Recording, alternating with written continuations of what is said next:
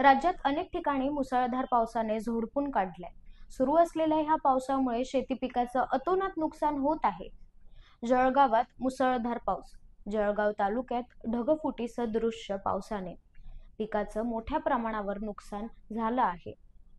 अतिवृष्टीमुळे घरामध्ये पाणी शिरून रस्त्यांना नदीचं स्वरूप पाहायला मिळत आहे।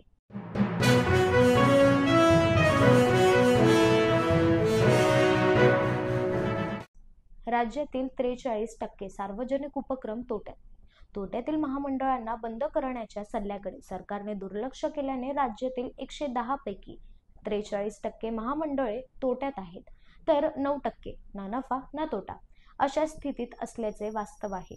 विशेष म्हणजे तोट्यातील महामंडळांना 50,000 कोटींहून अधिकचा तोटा झाल्याने हे मंडळे सरकारसाठी पांढरा हत्ती ठरली आहेत।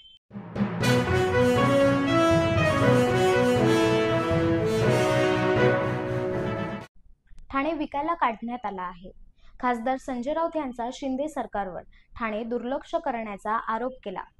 संजय राऊत यांनी ठाणे मेट्रोच्या ट्रायल ट्रेनवरून उपमुख्यमंत्री एकनाथ शिंदेंवर निशाणा साधला आहे।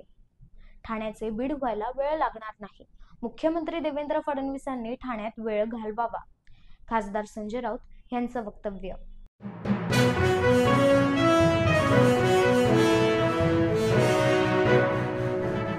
सद्यस्थिती राज्यातील महामंडळेच नव्हे तर संपूर्ण राज्य सरकारच तोट्यात।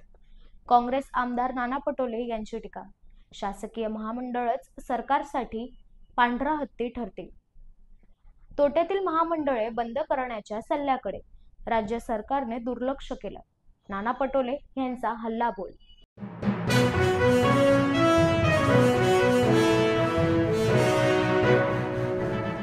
हैदराबाद गॅझेटचा उपयोग मराठ्यांना होणार नाही। ॲडव्होकेट गुणरत्न सदावर्ते यांचं मोठं विधान। बंजारा समाजाला एसटी प्रवर्गातून प्रमाणपत्र द्या। बंजारा समाजातील सर्व नेत्यांनी ही मागणी करावी, तर बंजारा समाजातील लोकांनी एकत्र येऊन हा लढा लढावा। ॲडव्होकेट गुणरत्न सदावर्तेंचा जाहीर आवाहन।